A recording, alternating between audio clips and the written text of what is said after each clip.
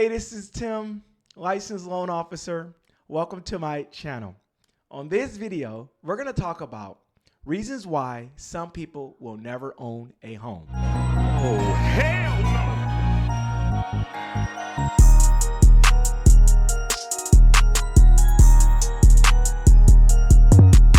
no! Welcome to my channel. And what this channel is about is first-time home buyers, credit, income, budgeting, and leveling up. All that good stuff. If you like that kind of stuff, consider subscribing to this channel. Now, this video, I'm going to talk about reasons why people will never own a home. Now, I'm not making this video to criticize anyone, put anyone down, or be negative. Quite opposite. I'm actually a very positive person. And this whole channel is all about educating people and empowering people and giving them the knowledge to make more money. But I've been a loan officer since 2019, and I've talked to hundreds, not thousands of clients. And I've seen a pattern of reasons why some people will not own a home. And I want to go over these things with you. And the goal to go over these with you is so you can understand this and hopefully avoid these things or not do these things. So I made a little list here just to keep me on track because, I can get off talking about anything. So what I want to talk about is the first one. The first reason is credit. For some reason, credit holds a lot of people back from buying a home. And not just buying a home. It holds people back from buying a car or getting a credit card or anything that revolves credit. Some people can't rent a car because they don't have any credit. And when I talk about credit, I'm talking about either not having credit or having bad credit or anything in between. Credit is something people struggle with. Now, this video is not about credit, and I do have some videos that I've made to help you on credit. But credit seems to be the number one thing why some people will not buy a home, whether they just can't figure it out. I've had some people open up secure cards and they use it a few months and then they max it out, or some people just not paying bills. But honestly, it's not that hard. There's a lot of people with good credit, and the average American does have decent credit. So credit is the first thing. Now, the second thing is money. That's right, moolah, money. A lot of people I've talked to over the years don't have any money for a down payment. Now, you should have money. You should have money for a rainy day fund. You should have some money in your checking and savings. And not having money can come down to one or two things. Either you're not making enough money or you're just not managing your money well. And that's why it's so important to have a budget. Because if you do a budget with your expenses and income and everything, it's going to give you an idea whether your expenses are too high. That falls into not managing money well, where you can cut your expenses, or you just aren't making enough money, so that way you can focus on making more money. And knowledge is power. So some people have credit, but they don't have any money for a down payment. And again, whether you buy a home or not, you want to have some money for a rainy day fund. Because what happens if you don't have any money and something happens? And we know in life, things always happen. There's things that's always popping up, unexpected expenses and things like that. Or you want to help a family member. We have people that, your family that you want to help. They run a rough time. You want to give them a little bit of money, bless them. So you always have money. So it is recommended that you do save, 10% of your income. And it's just recommended, whether you buy a home or not. But credit and money tend to go together.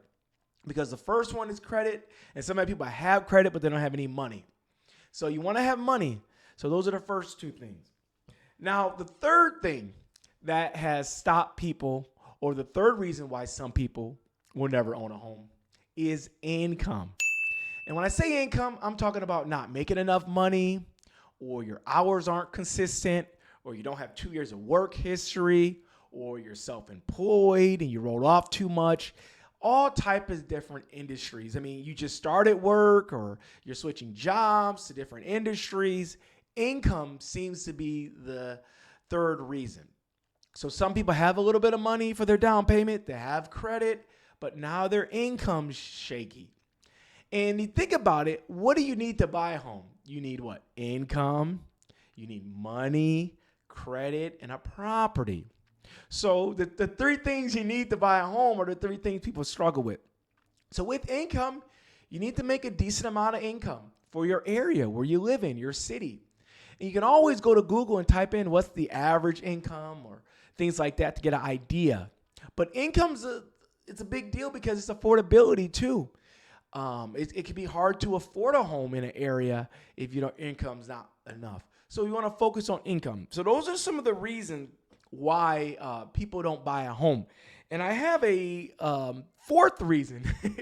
And again, I'm not trying to be funny here. And the fourth reason would be get your act together. Ouch! Now, again, I've talked to people over and over again over the years, and they just can't seem to get their act together. Whether it's credit, income, or job, they're just struggling. And I feel sorry for these people, but I always answer the phone. I'm always here to help them, give them resources, make videos for them, and support them and encourage them. Remember, my job is to inspire people, motivate people, and help people fill out the application. So I want you to buy a home.